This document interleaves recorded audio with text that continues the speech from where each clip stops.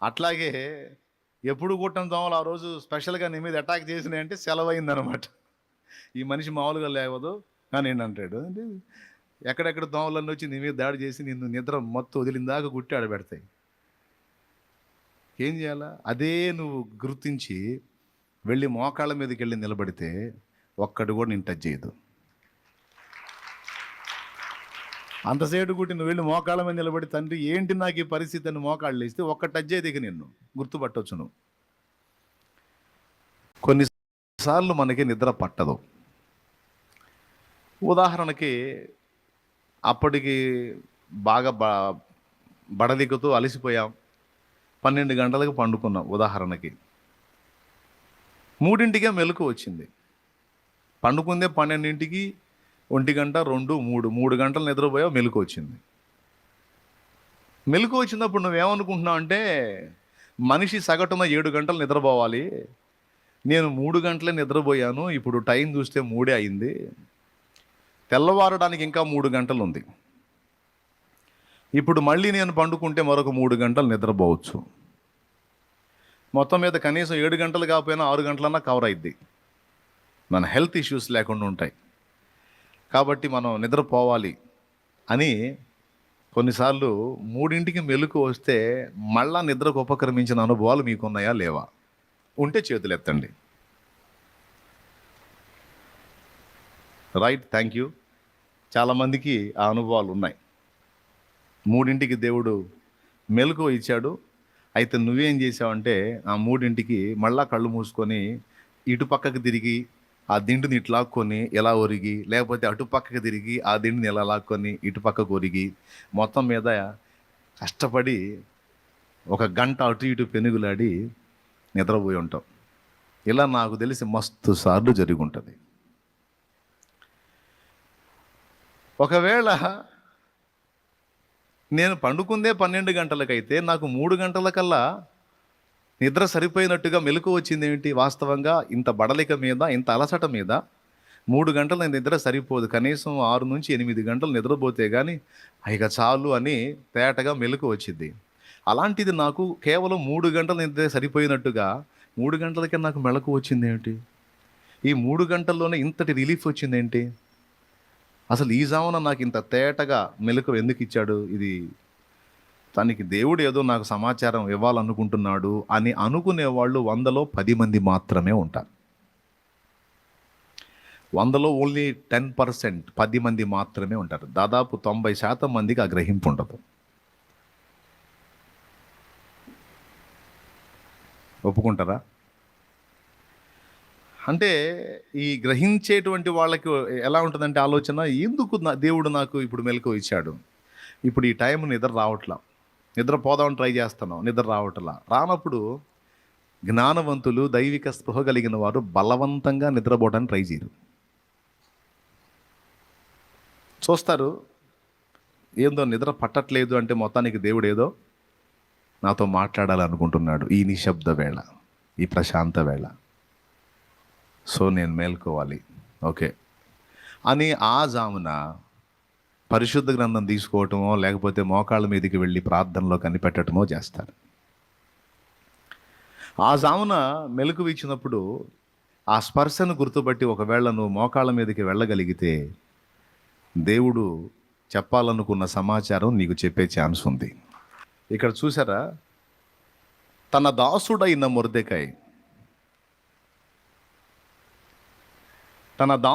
Mordecai ప్రాణాపాయంలో ఉన్నాడు. ఆ సంగతి మొర్దెకైకి తెలియదు. హమాన్ అనేవాడు ఇట్లా కుట్ర బన్నుతున్నాడు అన్న సంగతి, ఏమండి,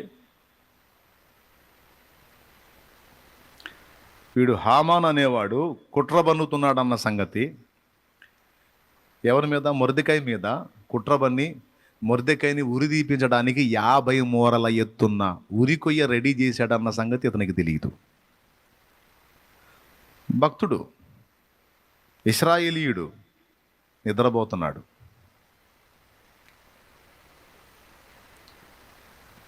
కానీ అతన్ని చంపటానికి పథక రచన చేసిన వాడు మేలుకున్నాడు. 50 మూరలు అంటే దాదాపు మూర అంటే అడుగున్నర, 50 అడుగులు, 50లో సగం 25, 75 అడుగుల ఎత్తున్నటువంటి ఉరి కొయ్య. అంటే 7.5 స్టేర్లు, దాదాపు 8 స్టేర్ల ఎత్తంత, 8 స్టేర్ల ఎత్తంత కొయ్య. అంటే దాదాపు ఆ ఊర్లో చాలా మంది కనపడిద్ది ఆ ఉరి కొయ్య, అంత ఎత్తు. ఎవరిని చంపడానికి? ముసలైనా? రైట్, మొర్దెకాయిని చంపటానికి. అయితే వాడు అంత పని చేపించి రాజు దగ్గరికి పోయాడు. ఇప్పుడు ఈ సంగతి రాజుకి తెలియదు, మొర్దెకాయికి తెలియదు, హామానుకు మాత్రమే తెలుసు. రెండవది దేవుడికి తెలుసు. మొర్దెకాయికి వెళ్ళి చూశాడు, తన దాసుడు ఆదమర్చి నిద్రపోతున్నాడు. ఇప్పుడు మొర్దెకాయిని సేవ్ చేయాలంటే ఇప్పుడు ఎవరిని మేలుకొల్పాలి? మొర్దెకాయిని మేలుకొలిపితే ప్రయోజనం లేదు. ఎందుకంటే హామాన్ అనేవాడు పెద్ద అధికారి, మొర్దెకాయి అతన్ని ఎదుర్కోలేడు. కాబట్టి ఇప్పుడు తన దాసుడైన మొర్దెకాయిని దేవుడు సేవ్ చేయాలి అనుకుంటే మొర్దెకాయిని చంపాలనుకున్న హామానుకు మించినోడిని లేపాలి. హామానుకు మించినోడు ఎవరంటే రాజే. రాజైన అహస్వేరోషు వానిని లేపాడు. ఆడ పండుకుంటున్నాడు, నిద్ర రావట్లా. అని ఇడి తిరిగి పండుకుంటున్నాడు, నిద్ర రావట్లా. ఇడి తిరిగి పండుకుంటున్నాడు, నిద్ర రావట్లేదు. ఏం వచ్చిందిరా నాకు ఈరోజు నిద్ర పట్టి రావట్లేదు. ఇక్కడ అర్థమయ్యేది ఏంటంటే అండి, నిజంగా కంటి నిండా నిద్ర కూడా దేవుడిచ్చే కృపేనండి. కడుపు నిండా పట్టెడు అన్నం దొరకటం, కంటి నిండా హాయిగా కాసేపు నిద్రపోవడం అనేది కూడా ఆయన దయాదానమే. కొంతమందికి అయితే ఈ కృపావరం సమృద్ధిగా ఉంటుంది, ఏడ కూర్చున్నా నిద్రపోతానే ఉంటారు మహానుభావులు, ధన్యులు, ధన్యురాళ్ళు. ఏడన్నా కూర్చొని కాస్త గ్యాప్ దొరికిందంటే నాకు అనిపించింది నిజంగా గాడ్ గిఫ్టే, దేవుని బహుమానమే. హాయిగా నిద్రపోవటం అంటే, ఏడ కూర్చున్నా నిద్ర రావటం అంటే ఏ దిగులు లేని వాళ్ళకి వచ్చింది అది. ఏ కోశాన్ని దిగులు ఉన్నా కూడా నిద్ర రాదు, అవునా? ఎక్కడ కూర్చున్నా అక్కడ నిద్రపోగలుగుతున్నారంటే నిజంగా వాళ్ళు గొప్ప విశ్వాసం కలిగిన వాళ్ళని నా ఫీలింగు. పరిశుద్ధుల సంగతి చెబుతున్నా, లోకస్తుల సంగతి కాదు. ఓవర్ కాన్ఫిడెన్స్, దేవుని పట్ల మంచి విశ్వాసం ఉన్నోళ్ళే ఆడ కూర్చున్నా హాయిగా నిద్రపోగలుగుతారు. పాప వీడు ఇటు తిరుగుతున్నాడు, అటు తిరుగుతున్నాడు, గందరగోళం అవుతుంది, నిద్ర రావట్లా. నాకు తెలిసి కొంచెం తెప్పించుకొని తాగుడు ఉంటాడు, నిద్ర రావట్లేదు తాండ్రా కాస్తాను, అయినా నిద్ర రావట్లేదు. ఎందుకు వచ్చింది? దేవుడు ఇవ్వని నిద్ర ఎవడు పొందగలడు? లేరా, లే, నువ్వు నిద్రపోతే ఎట్లా? నా దాసుడు ప్రమాదంలో ఉన్నాడులే. నాకు తెలిసి నేను అనుకుంటున్నాను, అహస్వేరోషు అడు తిరిగి పండుకుంటే అటు ఒక పోటు పొడిచి ఉంటాడు, ఇటు తిరిగి పండుకుంటే ఇటు ఒక పోటు పొడిచి ఉంటాడు. నిద్రపోనీయకుండా చేశాడు మొత్తం మీద. తర్వాత రాజు నిద్ర లేచిన తర్వాత డ్యాన్స్ పార్టీ వాళ్ళని పిలవచ్చు, అరే రమ్మనని వాళ్ళు 2 స్టెప్పులు వేస్తారని, లేదా మ్యూజిక్ వాళ్ళని పిలవచ్చు, లేదా ఇంకా వేరే కాలక్షేపాలు, వినోద కార్యకలాపాలు ఉంటాయి, చేయించవచ్చు. కానీ వానికి వేటి మీద ఆలోచన పోకుండా వాని మనస్సుని రాజ్య సమాచార గ్రంథం మీదికి పోయేటట్టు చేశాడు. దేవుడు రాజుతో మాట్లాడుతున్నాడా? ఆ మైండ్ని బ్యాలెన్స్ చేస్తున్నాడా? ఒకసారి గమనించండి మీరు. సూపర్ కదా, రాజు బ్రెయిన్ని డ్రైవ్ చేస్తున్నాడు ఆయన. నిద్ర పట్టనీయకుండా చేశాడు. లేచి కూర్చున్న తర్వాత వాని మనస్సుని ఎటు పోని ఇట్లా, అసలు ఎంత బాగా కంట్రోల్లో తీసుకున్నాడో చూడు. ఎటు పోతుంది మనస్సు అంటే రాజ్యపు సమాచార గ్రంథం మీదికి పోయింది. చూడండి, ఇదిగో ఇదే పద్ధతితో దేవుడు మనతో కూడా మాట్లాడే ఛాన్స్ ఉంది. కొన్నిసార్లు నీకు సడన్గా మెలకు వచ్చేటట్టు చేసి నీ మనసుని ప్రార్థనలోకో లేదా గ్రంథం దగ్గరకో ఆయన నడిపిస్తాడు. ఇక్కడ ఇంకొకటి ఉంది, గ్రంథం తీసిన తర్వాత కూడా చూడండి, ఏది ముఖ్యమో అదే అతని చేతికి వచ్చేటట్టు చేశాడు. రాజ్యపు సమాచార గ్రంథం అంటే ఒక్కసారి ఊహించండి, అది ఎంత ఉంటుంది? పుస్తకం ఎంత ఉంటుంది? జస్ట్ స్పైరల్ నోట్బుక్ లాగా ఎంత ఉంటుందా? హోటల్లో ఆ మెను బుక్ లాగా ఏమన్నా చిన్నగా ఉంటుందా? ఉండదు. రాజ్యపు సమాచార గ్రంథం అంటే పెద్దది.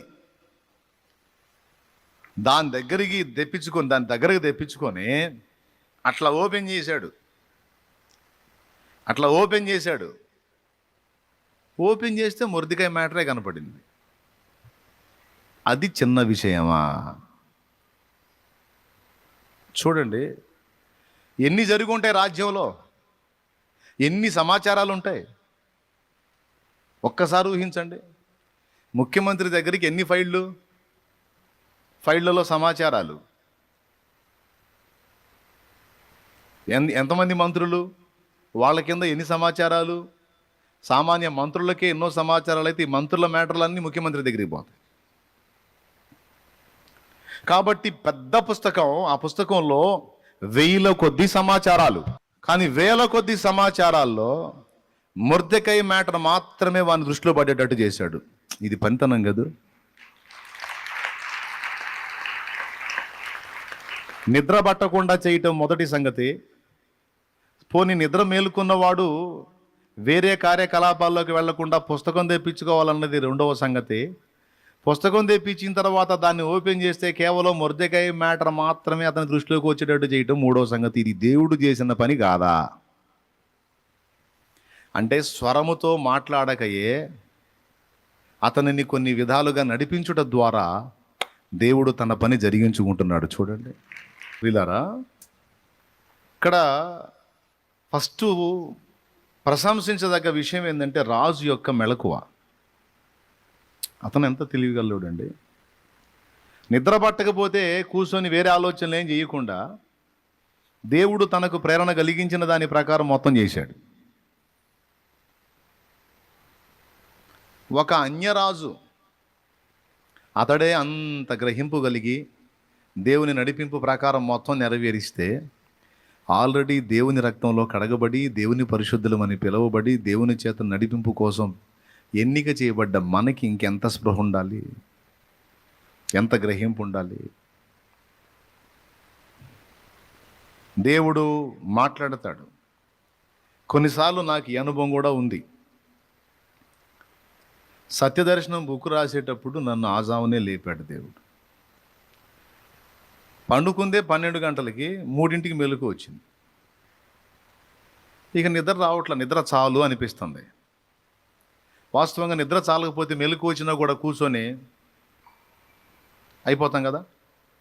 కానీ ఎట్లుందో తెలుసా, తెల్లవారితే మెలకు వచ్చి ఫ్రెష్గా ఉంటాను చూడు, అలా ఉంది 3ంటికి. ఏంది నాకు 3 గంటల నిద్రే సరిపోయింది ఏమిటి, ఇంకా చాలా అనిపిస్తుంది ఏమిటి అని ఆ పడక మీద కూర్చొని ఆలోచన చేస్తూ ఉంటే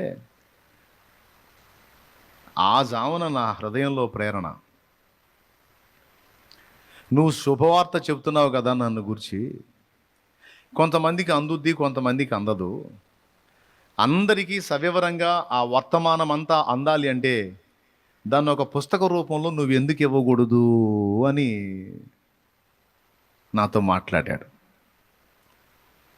అవును, ఎందుకు ఇవ్వకూడదు? ఇవ్వచ్చు. మరి ఇవ్వాలంటే రాయాలి కదా. రాయొచ్చు. ఎప్పుడు రాస్తావు? ఇప్పుడే ఒక నోట్స్ పెన్ ఎందుకు తీసుకోకూడదు? తీసుకొని మొదలుపెట్టి నువ్వు ఎందుకు రాయకూడదు? అవును, ఎందుకు రాయకూడదు? పదా, ఇక తడవ చేయలా, పోయి నోట్సు పెన్ను తీసుకొని మొదలు పెడితే తెల్లవారి 10 గంటలకల్లా మొత్తం పుస్తకం అయిపోయింది.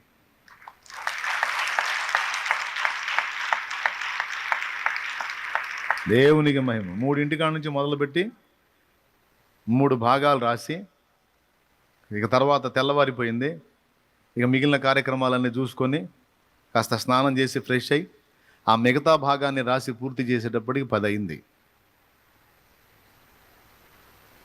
కవర్ పేజీతో సహా రాసి, వెనక పక్క స్టార్టింగ్లో కవర్ పేజీతో సహా మొత్తం. కవర్ పేజీ చూస్తే ముందు పుస్తకం ఓపెన్ చేయాల. అంటే ఈ పక్క ఆ పక్క రాసి ఉంటాయి కదా, వెనక పక్క. అది చూస్తే బుక్ ఓపెన్ చేయాలనిపించాలా, అలాంటి మ్యాటర్ ఉండాలి అందులో. ఆ విధంగా 3 గంటలప్పుడు లేపాడు. ఇలాంటి 3 గంటల్లో మన జీవితంలో ఎన్ని పోయినాయో.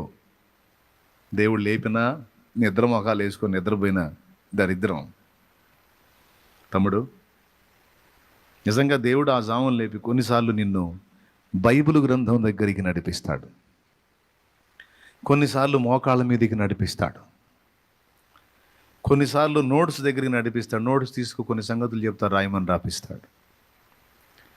కొన్నిసార్లు మోకాళ్ళ మీద తీసుకెళ్ళి వేరే వాళ్ళ కోసం ప్రార్థన చేపిస్తాడు. కొన్నిసార్లు ఇవేం చెప్పాడు, మోకాళ్ళుని కనిపెట్టు అంటాడు. కానీ దేవుడు ఏ జామున నిన్ను లేపుతున్నాడో ఆ జాముని గుర్తుపట్టి ఆయన ఏం చెయ్యమని నిన్ను ప్రేరేపిస్తున్నాడో అవి కానీ నువ్వు చెయ్యగలిగితే, వినండి బాగా, అవి కానీ నువ్వు చెయ్యగలిగితే ఏం జరిగిందో తెలుసా? రాజు అన్యుడు, ఈ అన్యుడు మేల్కొని దేవుడిచ్చిన నడిపింపు ప్రకారం గ్రంథం దగ్గరికి వెళ్ళి గ్రంథం ఓపెన్ చేస్తే ఒక నీతిమంతుడు రక్షింపబడ్డాడు, ఒక దుర్మార్గుడు శిక్ష పొందాడు. రాజు ఆ బుక్ ఓపెన్ చేయటం వల్ల ఇశ్రాయేలు జనాంగము నాశనము తప్పించుకుంది. తెలుసా మీకు? వాళ్ళందరికీ లీడరు మొర్దెకై. మొర్దెకై పోయినట్టయితే ఎస్తేరుకు సమాచారం ఉండేది కాదు. ఇశ్రాయేలు మొత్తాన్ని హామాను చంపేవాడు. సో ఇప్పుడు ఇశ్రాయేలుకు సపోర్టివ్గా మొర్దెకై ఉన్నాడు. ఇటు ఇశ్రాయేలు జనాంగానికి అటు ఎస్తేరుకి మధ్య మొర్దెకై ఉన్నాడు. ఎస్తేరుతో మాట్లాడాలంటే ఒక మొర్దెకైకే ఛాన్స్ ఉంది, కానీ ఇంకెవడికి ఛాన్స్ లేదు. ఆ రాత్రి రాజు దగ్గర హామాను పర్మిషన్ తీసుకొని మొర్దెకైని వేసేస్తే ఇశ్రాయేలుకి ఎస్తేరుకి సమాచారం కట్ అయిపోయేది. అప్పుడు ఇశ్రాయేల్ జనాంగాన్ని హామాను ముందే పర్మిషన్ తీసుకొని ఉన్నాడు, అసలు యోధ జాతినే లేకుండా చేయటానికి. ఇప్పుడు హామాను యూదు జాతి మొత్తాన్ని నాశనం చేసే ఘట్టంలో అక్కడ ఏం జరుగుతుందో ఎస్తేరుకు ఇన్ఫర్మేషన్ ఉండేది కాదు. ఎస్తేరుకి ఇన్ఫర్మేషన్ లేకపోతే వాళ్ళంతా తెచ్చేవాళ్ళు. ఇశ్రాయేల్ జనాంగం మొత్తం నాశనం అయ్యేది. ఆ జనాంగం మొత్తం ఆనాడే నాశనం అయిపోతే తర్వాత కాలంలో రక్షకుడు మన దగ్గరికి వచ్చేవాడు కాదు. రక్షకుడు ఏ జాతిలో రావాలి? ఇశ్రాయేల్ జాతిలో రావాలి. ఆ ఇశ్రాయేల్ జాతికి ఎప్పుడు మూడింది ముసలం? హామాను గారి టైంలోనే మూడింది. మరి ఇప్పుడు ఆ జాతి నిలబడాలంటే మొర్దెకై ఉండి ఎస్తేరుకి సమాచారం ఇస్తే, ఎస్తేరు రాజును అడిగితే రాజు పర్మిషన్ ఇస్తే వాళ్ళంతా బతుకుతారు. సో ఇప్పుడు ఇదంతా లింక్ అంతా ఎవరి మీద డిపెండ్ అయి ఉంది? మొర్దెకై మీద. తరచి చూస్తే అసలు ఇది ఒక్కటే కాదు, చాలా విషయాలు మైండ్ పోద్ది. దేనికి లింక్ పెట్టుంటాడో అర్థమే కాదు. దేవునికి స్తోత్రం కలుగునుగా. హల్లెలూయా.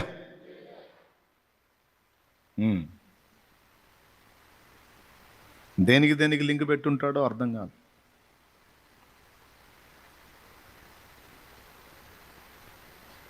ఏమండి, నరసరావుపేటనున్న వడ్లముడి వారి పాలెంలో హీరోయిన్ దేవులాడాడు. చిలకలూరుపేట పక్కన రాజాపేటలో ఉన్న హీరోయిన్ దేవులాడాడు.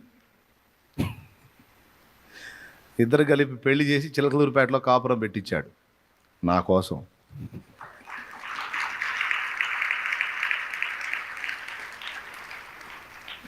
దేవునికి స్తోత్రం కలుగును గాక. హల్లెలూయా. కాదంటారా? ఏమండి, అసలు వాళ్ళని చూశాడా, నన్ను చూశాడా? నేను అనుకుంటా నా కోసం ఎక్కడెక్కడోళ్ళని లింకు చేసావు తండ్రి నువ్వు. అసలు ఏమిటి? అలాగే నిన్ను భూమి మీదకి రప్పించడానికి ఎక్కడెక్కడోళ్ళు లింక్ చేశాడో చూడు. పొట్టిదనుకోవాకు, నిజం అది. నిన్ననేవాడిని భూమి మీదకి రప్పించడానికి దేవుడు చాలా పనులు చేశాడు. కొద్దిగా మైండ్ సరిగ్గా పెట్టి ఆలోచిస్తే అర్థమవుతుంది నీకు. ఇప్పుడు రక్షకుడు రావడానికి ఇశ్రాయేల్ జనాంగం కావాలి. ఇశ్రాయేల్ జనాంగం మొత్తాన్ని నాశనం చేయడానికి హామానుగాడు పూనుకున్నాడు. హామానుగాడు ఆ పని చేయకుండా ఉండాలంటే ఎస్తేరు రాణి కావాలి. మొర్దెకై ఇశ్రాయేల్ జనాంగం యొక్క సమాచారం ఎస్తేరుకి అందించేవాడై ఉండాలి. సో ఇక్కడ మొర్దెకై కూడా ఒక భాగం తీసుకోవాలి. ఆ రాత్రి మొర్దెకాయని ఉరిదిద్దామని హామాను పోయాడు. దేవుడు ఏమరపాటుగా ఉంటే మొర్దెకాయ లేచేవాడు. మొర్దెకాయ తర్వాత ఇశ్రాయేల్ జాతి మొత్తం లేచేది. అంత నాశనాన్ని ఆపటానికి ఒకడు మేలుకోవాల్సి వచ్చింది చూడండి. సో ఒక రాజు, ఒక అన్యరాజు మేలుకుంటే దేవుని ప్రజల రక్షణ అయిందే. ఇప్పుడు దేవుని ప్రజలు దేవుని నడిపింపు ప్రకారం మేలుకుంటే ఎంతమందికి రక్షణో కదా. ఎన్ని ఆత్మహత్యలాగుతాయో కదా, ఎన్ని నరహత్యలాగుతాయో కదా, ఎన్ని మాంత్రిక విద్యలు నాశనం అవుతాయో కదా, ఎన్ని ఆత్మల రక్షణో కదా తమ్ముడు. ఇప్పుడు అర్థమైందా? కానీ ఆ గ్రహింపు ఎంతమందికి ఉంది?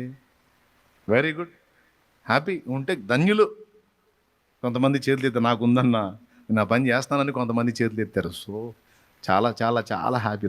అలాంటి వాళ్ళే కావాలి. అలాంటి వాళ్ళ కోసమే ఆకాశమందున్న దేవుడు నరులను పరిశీలించి చూస్తున్నాడు. అలాంటి వివేకము కలిగి దేవునిని, ఆయన సన్నిధిని నిత్యము వెతికే వాళ్ళని దేవుడు వెతుక్కుంటున్నాడు. ప్రియులారా, దీన్ని గుర్తుపట్టండి. ఒకవేళ రాజు నిద్రపోయి ఉంటే టోటల్ కొలాప్స్. అన్యుడైన రాజు దేవుని కదలికలకు లోబడినందున ఈ కార్యం అంతా జరిగింది. ప్రియులారా, కొన్నిసార్లు దేవుడు నీకు నిద్ర పట్టకుండా చేస్తున్నప్పుడు వేరే వేరే కారణాలు అనుకోవద్దు. రోజు కుట్టం దోమలు ఆ రోజే కొడతాయి నీకు.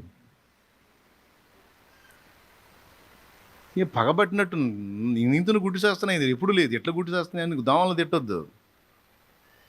సమస్తము ఆయనకు సేవ చేయుచున్నవని రాస్తుంది బైబిల్లో.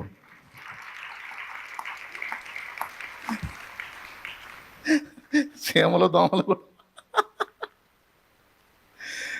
బైబిల్లో ఉందండి. ఏదో ఒక అంశం, తర్వాత చెబుతా ఈసారి ఎప్పుడన్నా. సమస్తము ఆయనకు సేవ చేయుచున్నవి. భూమి మీద జరుగుతున్నవన్నీ వేరేది ఏమి కాదు, అన్నీ కలిపి ఆయనకు ఆఖరికి సైతాను కూడా దేవుడికి సేవే చేస్తున్నాడు. వాడికి తెలియకుండా. దెయ్యాలు కూడా వాటికి తెలియకుండా అవి దేవుణ్ణే సేవిస్తున్నాయి, దేవుడికే ఉపయోగం కలిగే పనులు చేస్తున్నాయి. ఒక అమ్మాయికి దెయ్యం పట్టిద్ది, మొండి పట్టు పట్టిద్ది. ఆ ఊరు ఈ ఊరు, ఆ గుడి ఈ గోపురం అన్నీ తీపి చివరికి చర్చికి పట్టుకొస్తారు. చర్చి దగ్గర వదిలిపోయిద్ది అది.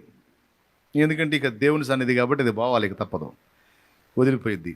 ఇప్పుడు చూడండి, దెయ్యానికి తెలుసా నేను ఆ అమ్మాయిని బట్టి పీడించి తీసుకెళ్ళి రక్షణలో నడిపిస్తున్నాను అన్న సంగతి దానికి తెలుసా? అవునా? ఇప్పుడు దెయ్యానికి మనం పార్టీ ఇవ్వాలా లేదా? దెయ్యం సూపరే, నువ్వా సూపరం. నువ్వు పట్టకపోతే ఈ మనిషి ఎడక రాదు, రాకపోతే సత్యం తెలుసుకోదు, తెలుసుకోకపోతే రక్షింపబడదు. నువ్వు బట్టి పీడించే అక్కడికి వచ్చే వదిలిపోయావు, ఈ ఆత్మ రక్షించబడింది.